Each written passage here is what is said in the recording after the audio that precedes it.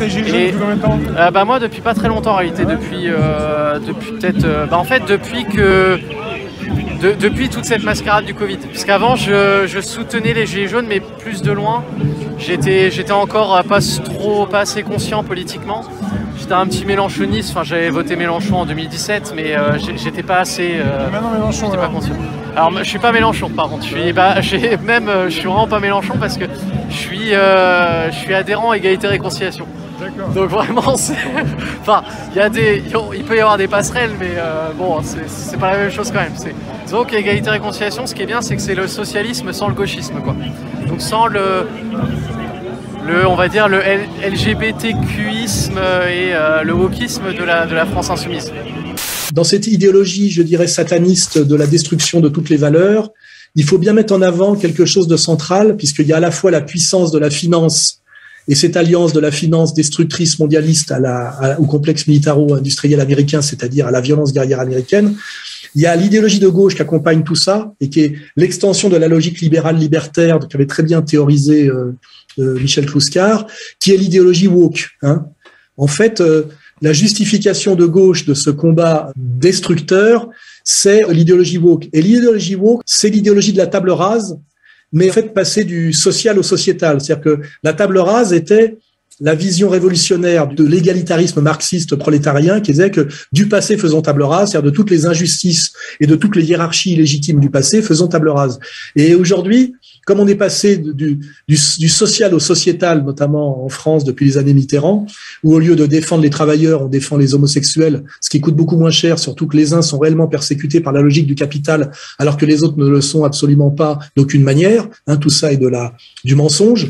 Eh ben, on a aussi cette table rase qu'on ne veut plus faire par la révolution égalitaire sociale et qui s'appelle la table rase du woke, c'est-à-dire où on détruit toute la culture et toute l'histoire du monde sous prétexte d'égalitarisme fou et d'égalitarisme systématiquement sociétal.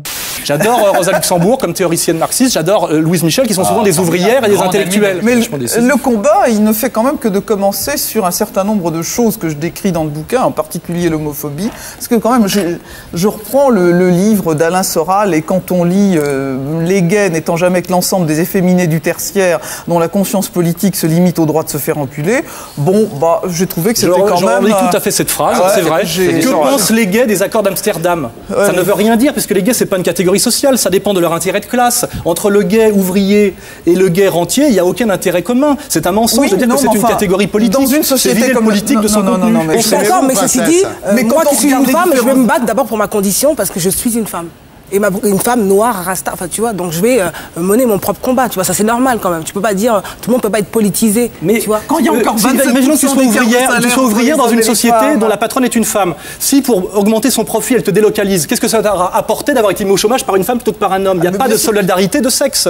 Et c'est ne pas comprendre la réalité du politique. La réalité du politique, c'est les rapports économiques. Donc par contre, j'ai remarqué une chose, c'est que les femmes ont toujours tendance à sexualiser, à psychologiser le politique. Et c'est parce que les hommes au pouvoir s'en sont rendus compte qu'ils nous vendent de la féminité en permanence, parce que comme ça, ils font leurs affaires tranquilles. C'est un complot antidémocratique. C'est un leurre. Exact, la stratégie des leurs. Alors, les LGBTQ qui sont pas à une saloperie près, vous disent que s'il y a beaucoup de transitionnés complets qui se suicident, c'est à cause du regard des autres et du manque d'acceptation de leur sexe non genré. Voilà. Alors qu'en fait, non. C'est-à-dire que n'étant plus ni des hommes ni des femmes et étant dans des souffrances insupportables, qui sont et physiques et psychologiques et sociales, eh ben ils finissent par mettre fin à leur jour. Ce qui me fait dire que moi, on sortira de cette idéologie LGBTQ dans quelques années, et il y aura, j'espère, un Nuremberg de ceux qui ont manipulé ces jeunes en souffrance. Et je rappelle que moi-même, je vais avoir un procès sur ce sujet-là en Suisse, et c'est le discours que je compte tenir. Donc je répète, de toute façon, ils ne deviendront pas des garçons et des filles au sens réel du terme, qui est la possibilité d'enfanter pour les uns et de féconder pour les autres, ce qui veut dire que c'est une double stérilisation, si c'est accompli jusqu'au bout. Donc on est là dans le projet mondialiste de la dénatalité. D'ailleurs, immédiatement, vous voyez pourquoi il y a PMA, GPA, et pourquoi on habille ça de transhumanisme et d'hommes augmentés, alors qu'en vérité, ce sont des êtres diminués, puisqu'en fait, ce sont des hommes amputés de leur capacité de féconder et des femmes amputées de leur capacité d'enfanter. Et c'est aussi disons le patriotisme, le nationalisme, mais dans son acception positive, c'est-à-dire pas pas le nationalisme raciste, notamment du régime Azov, hein, les néo-nazis du régime Azov, mais un nationalisme vraiment sur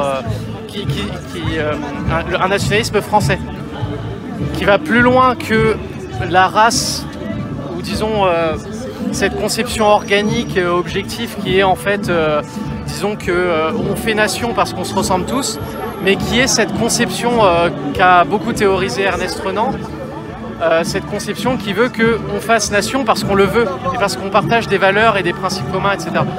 L'alliance Chavez-Castro était quelque chose de très respectable, de très beau, et qui me prouve que Castro n'est jamais tombé dans la trahison, contrairement à ce qu'on dit, et n'est jamais devenu une ordure, même s'il a été obligé à des moments, dans la réelle politique, non pas d'aller au suicide romantique comme Che Guevara, ce qui plaît beaucoup aux bourgeoisies. Hein. Il est obligé, pour garder le pouvoir, même de sacrifier de ses anciens alliés, de tricher, de faire des procès truqués, etc. Parce que pour garder le pouvoir coûte que coûte. Il a toujours eu à cœur l'intérêt supérieur de son peuple et de sa nation, et de son peuple, pas le peuple, pas les élites, hein. Et sa relation à Chavez était une très belle relation, et je pense que tout patriote, tout nationaliste, tout populiste authentique doit penser que ce qui mérite d'être vécu en politique, c'est sans doute l'alliance, par exemple, Chavez-Castro. Les fémènes qui se permettent d'aller pisser et de profaner des lieux chrétiens. Je rappelle que même les musulmans sont d'accord avec moi, que la France est un pays catholique, hein, n'est-ce pas? Et ça, non seulement ça pose pas de problème, mais le petit Klugman, qui est ancien président de l'UEJF et qui aujourd'hui a intégré comment dirais-je, le CRIF, lui, il est l'avocat des fémènes. C'est-à-dire que faire ça devant une synagogue, ça mérite que des soldats soient mis à pied, alors qu'ils ne se sont pas engagés dans l'armée pour faire le planton devant des synagogues. Hein, voilà. Il n'y a pas de planton devant les écoles catholiques, il n'y a pas de planton devant les mosquées. Mais par contre, si une hystérique ukrainienne, je dirais pas une pute ukrainienne parce que c'est un pléonasme pour ceux qui connaissent un peu la sociologie, vient pisser sur un autel pendant une messe, là non seulement la police ne fait rien, c'est considéré comme de la liberté d'expression, le droit au blasphème en régime, comment dirais-je, laïque. Vous savez comment M. Péon considère la laïcité, hein? Vous avez la laïcité à deux vitesses, et là non, ça devient de la liberté d'expression, du droit à la subversion, etc., etc., et lutter contre la toute-puissance Église catholique, qui, comme vous le savez, nous brime, effectivement, aujourd'hui, comme vous le savez. Donc on est là. Donc voilà, disons qu'Égalité et Réconciliation, ce qui est bien, c'est que c'est une association, alors je fais leur pub là, mais c'est une vraie opposition dans le sens où c'est Macron, si vous voulez, c'est un peu droite du capital, gauche des valeurs. Égalité et Réconciliation, c'est gauche du travail, droite des valeurs. C'est le strict opposé des mondialistes.